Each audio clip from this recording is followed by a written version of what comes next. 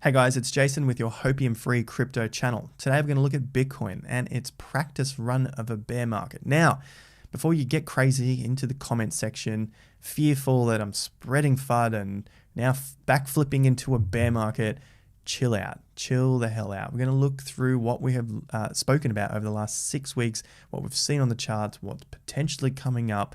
We're just looking at probabilities here. So if you love the sound of that, well, if you want to learn more and you like the sound of learning more, hit the like button down below, right over here, bell notification icon after you've hit that subscribe button. Cool, I'll just get my wording back. Now, follow me on Instagram and Twitter for daily Q&As and news updates. Great stuff over there as well. Let's dive in. Let's update the market caps. Bitcoin, 648 billion. Remember when it was over $1 trillion and that was kind of the level? We thought we'd never go under that again. And market cap was at 2.57 trillion and we thought we'd never go under 2 trillion again. And Ethereum, 400 billion. We were going closer to $500 billion. Remember all of these times. We're talking about Bitcoin and the run-in, the next phase of this bull market cycle. Sure, we can be in a bear market, but I see this long term as going a hell of a lot further. So it's a really important point to remember where we've come from and etch that into your memory, because when we get to moving past all-time highs again, that will quickly be lost. We've talked about taking profits on the channel, especially through the periods where people were most bullish. And those are the times that we need to be looking to take profits, when everyone is so greedy. So really etch these emotional times in your memory. I can't stress that enough. Looking at the rest of the market caps, 46 billion for BNB and for ADA. Dogecoin is slowly fading out of the top 5. Well, it's at 6 now. And the heaviest dump we've seen was Uniswap in the top 20. Even Polygon hasn't fared so bad, but it has traded down pretty well from its highs. So down 6% in the last 24 hours. Last one here is Solana, one of my other favorites, down 9%. Let's take a look at the fear and greed. Extreme fear, 10. Yesterday, 18. Last week, 14. So still extreme fear, but probably one of the lowest points that we've seen this bull market. Now, if you remember the video from 2 days ago, I was looking at an ultimate crypto crash strategy, looking at the fear and greed index, just basically reading off this and applying that to the chart. Super simple strategy, but you can add filters to it to improve the profitability of it. If you followed this, it looks like a pretty good strategy so far. All right, so have a look at it. It's tested over the last 3 or so years. Definitely do some more work to it, but it's a good starting guide. If you've ever wanted a trading plan, check that out. It's super simple and a nice place to start from, especially if you're new, starting with a nice, simple trading plan and then adding to it. All right, let's take a look at the chart where we are today. So these little blue things people were asking on that video, it's just a little setting on this side here. Just click that. Now you got a little blue arrow. So let's get rid of those. Let's look at Bitcoin for today. It is now down 4 days. Remember how much we've talked about counting days? Super important. It gave us this signal early on in the crash. And while everyone was talking up market going to 70 and 80K, we weren't so sure. We were waiting on further clarification, further signals to get above 60,500. I felt like it should have been a meme of mine that it was talked about so much. Well, at least I was saying it. 11 straight days down, got to get above 60,500. That's just like the short-term signals to tell us that we're going bullish again. But no, this happened. There were some slight bullish signals. There was a few bearish signals in that, but this was the major point here. So we've looked at that through the areas of $50,000 to $60,000. Now we are down 4 days after only rising for 3 days. So we're still more to the downside than we are to the upside. Let's go through a few notes before we head back to the charts. I've got a few notes here. Forget paper hands. Paper hands is just another stupid noob term to separate you from your profits. Okay, there are times where it's probably better to be holding than to be selling. Look, I get called this in the comments all the time. What do I care? You know, if I've got my profits and I'm ready to go again, call me paper hands. I don't give a crap. Paper emotions are the real problems. So if you get triggered, if you're weak at heart when it comes to your money and investing, do something about that. Become diamond emotions. That's the more important part of the game, not diamond hands. You know, we know it's a joke, it's a stupid thing, but some people, I guess, get married to it because you want to pay out someone else for not holding because you're holding. You know, so if you're finding yourself in that trap and you can see it and you want to get out of it, do something about it. Forget the paper hands, diamond hands, garbage. Get into the emotional side of things. Become diamond emotions. Investors are furious. I agree. We've seen a lot of talk about alt season after alt season after alt season after alt season, and just keep buying, just keep holding, just keep buying, just keep holding. I think it's because many people don't really understand what is going on in the charts and what goes on in the markets. I have talked about that myself. I have talked about altcoin seasons and obviously buying Bitcoin, but I don't look to buy Bitcoin at all-time highs, especially when the volume is drying up. And you know, I talk about volume so much. So Bitcoin bear market practice run. I don't think this is the ultimate bear market ending the bull run. I definitely subscribe to the Benjamin Cohen theory that we have an extended cycle. I don't necessarily think we have to have an exact 4-year repeat, a 4-year cycle repeat like of every other cycle we've seen, because that's a playbook and we don't get playbooks in this game. Something always comes out of the unexpected, but we can start to read it on a chart. So this is why I'm calling it a bear market practice run. If you can weather this and learn from what's happening in the market now, I think you're going to do a hell of a lot better come the next move down and then into a bear market, because you just don't know if it's going to be a bear or a move down until a few scenarios play out. So how many times have you heard me say all of the following? Let me know in the comments. Now, this is my message and my opinion of the market. Let's start with April 18th. First warning, 3 days down. 3 days down. That was the video. I got it out on this day, on April 18th, which you can see on the channel. Next hour or 2 or 3 or 4, it crashed. The market had a strong correction. And following that, there was 11 straight days down. 11 straight days down. This 3-day down rule is a Gann rule from a major top. And in this case, it was the all-time high. You probably want to see it from the all-time high for it to work. It's not just a 3 days down from any period in the market. It's specifically at all-time highs and major highs. So that was the first thing. 3 days down. We were kind of worried that we saw that from this top. That was at $59,000 on a video on the channel. Did I think the market was over? No, I didn't want to believe it was over because it was so early in the piece. I definitely don't want to believe it's over, but I'm looking at this. As you can see, volume is weakening as we go up. Corrections are small, moves up are nothing. This is just telling us for 2 months that there's nothing going on here. Wyckoff method. All right, we get the crack. We get the breakdown here. Okay, I don't believe it's over. What did we talk about in the video? So this is a practice run moving forward next time. All of the emotion at this time was based around altcoins running up so hard. Ethereum did run up. Here I'm talking about consolidating. I'm like, look, I'm not sure if the market's over yet. I'm not going to be the one to call the market over because you could say that many times previously, but I want to take some measures to protect myself. Okay, so let's start consolidating. I don't know if it's fully over. I like Ethereum. Ethereum hadn't had a run yet and it was really building up. So we were looking at Ethereum, buying more Ethereum. And from this period, this is where Ethereum started to go nuts. It had its move down to 2,000, went up to 4,000, 4,400, just from those 2 weeks there from mid to late April into May. So that's the first thing we did. Consolidate. Get out of altcoins which weren't working. Sure, some other altcoins went off. This isn't about being 100%. There's no perfection. It's about getting more money. Basically, making sure that you're here to fight another day and that you've got some ammo for when the market is down.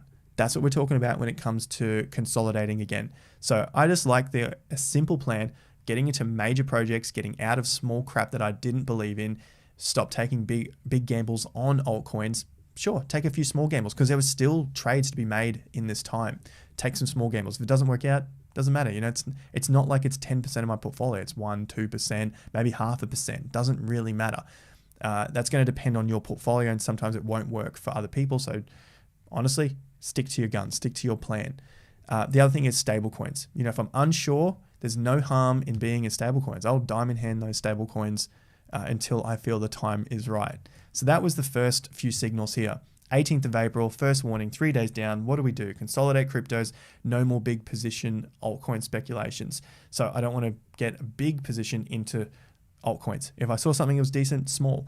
Then a lot of them started to fail at 50%. I thought something was wrong. You know, something was up and I was getting out of them. Sure, small losses, that's fine. That's not a problem at all. Weekly swing break that's taught in the Investor Accelerator. That was a signal that I could have held and stuck to my guns even harder. This is the weekly chart. Here is a weekly swing. It broke down. That was at $50,000, 50,400. A break of that, you'll need to have a filter of how far down you want that to break. That was a fantastic signal. Break of a weekly chart. Doesn't mean that things are over. It's just one strong signal. The market could have turned around, put in a higher low, broke the next high and gone again. So what you have to cop when you have signals like this to protect positions is getting in at a higher price. So if you're out at 49K because the low was at 50K, and then the market showed us a high again above these highs of 59,500, so say 61K, maybe you want to get in above the old all-time high for more confirmation. You have to forego 30, 40%. All right, that's just the way that trading works and how you protect your profits in case of a bigger fall, but then you just lose some of the upside, okay? So it's a difficult one to swallow and difficult one to implement, but that's how a trading plan works. That's the weekly swing break. Next, 11 straight days down. I've said that multiple times now. Massive signal, low volume, weak bounce in May. Look at this bounce up. Volume started to get back in here, but it just was not what the low was. And then we saw low volume on the move up again into the highs. And so this was still having me worried. We didn't break the 60,000 level at 60,500. Again, Wyckoff method, one of the rules in there, which we can see on the day of the 18th of April. Another signal, our message, our opinion of the market, that was just showing you more bearish signs. Next, only Bitcoin buying on major dips. So talking about buying the dip, not all dips are created equal. Here's a dip. Here's another dip. Here's another dip. This was a dip. This was a dip. This was also a dip here.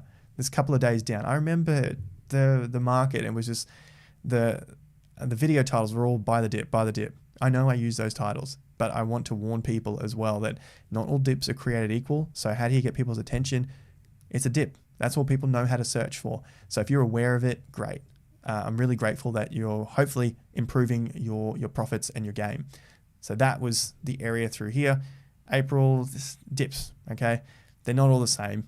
If you look at a chart, you can tell they're not all the same. And on those dips, I'm not buying all these little crappy coins that, not these ones here, but just other stuff that people are saying, you know, I want to get this coin, I want to get this, is this coin going to go up 10x from this point? I highly doubt it because of how high we were, but I'm happy to buy bigger projects. And some of them I didn't make money on, all right? But they're the ones that are in my portfolio. And that's why I keep with Bitcoin and some stable coins during that period, just in case they don't play out. Like Link. Link now has been dumped. Link is well and truly down from that point. So they're in losses.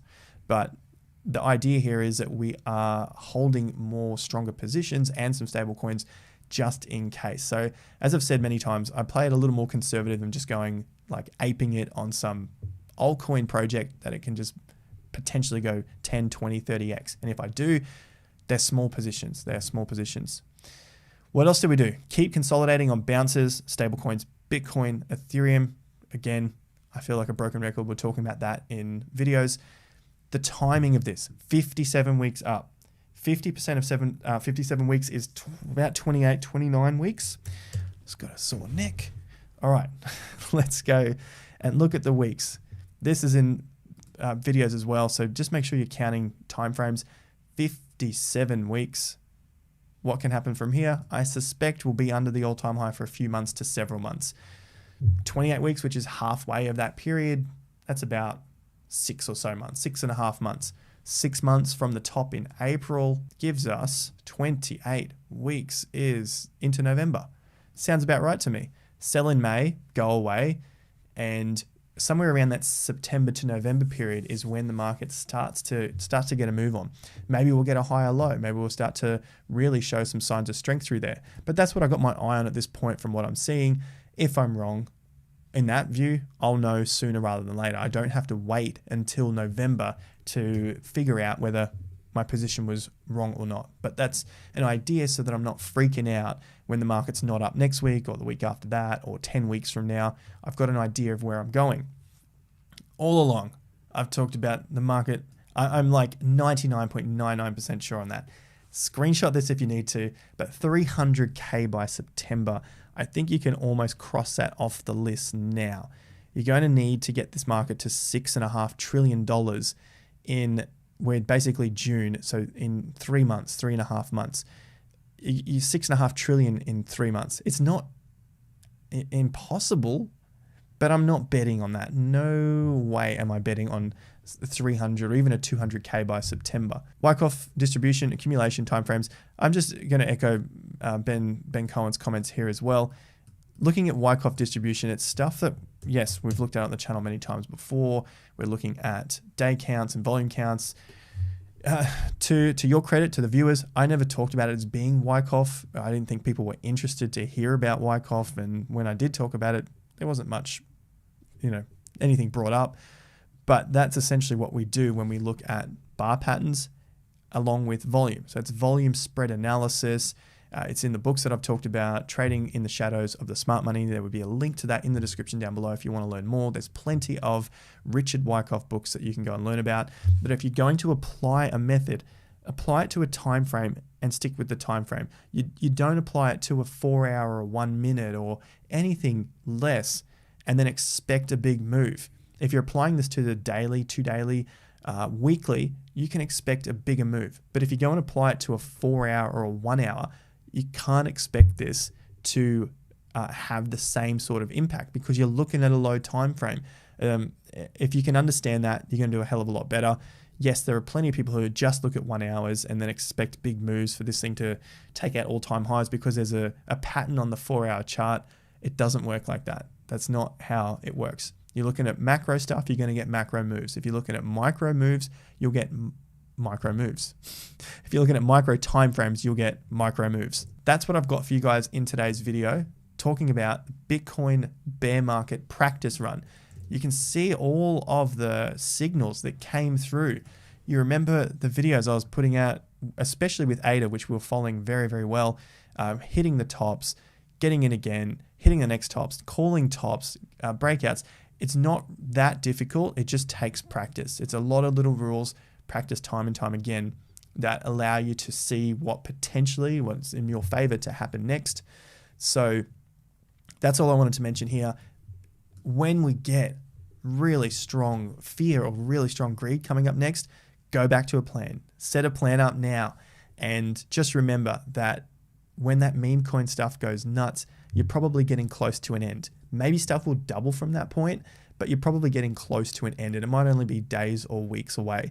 So go back, do some testing now while the market may get quieter. While those prices are down, sure, we will get pushes to the upside. Maybe we'll get some breakouts of these highs and we head up to the 48K levels, the 50K levels. My price ranges that I've got here with the alert zones at around that 45K is really where I want to see the market begin to consolidate above. This is not to say we're going straight down as well. So I'm sure you guys have been following a while, understand that. It's not like we just go straight down, straight back up. This thing can move and trick people, get it up to 48K, and then we head down again and break some lows. So that's what I wanted to mention to you guys. Enjoy what you are doing. If you need some time off, definitely take that. Rejuvenate, come back strong and hard. Hopefully you have got a dollar cost averaging plan and you are creating and improving on your trading as well. If you want to learn more, you can join us on the Investor Accelerator membership. Link to that is down below. Check it out. Wyckoff method, Gann method, lots of the stuff that I talk about here in more detail. Over 6 hours of course content, plus more coming as well. Volume courses and swing courses are coming in that course, all included in your membership down there. So check it out. I'll see you on Instagram for daily Q&As, Twitter for crypto updates throughout. all of these periods of the crypto market, we're just investing long term. This is what we do. Like the video up if you found some value, subscribe to the channel, bell notification icon. Anything else I missed is in the description down below. See you guys at the next video. Until then, have more fun to get more done.